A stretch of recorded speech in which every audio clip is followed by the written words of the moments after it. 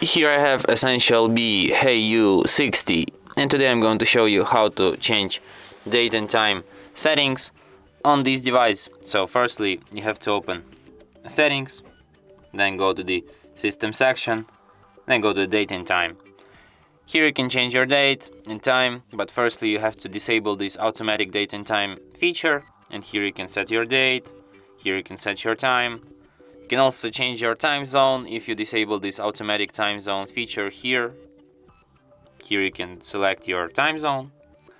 And you can also switch your time format from 24-hour to 12-hour. And that's it. Thanks for watching. If you find this tutorial useful, don't forget to hit that like button and subscribe to our channel.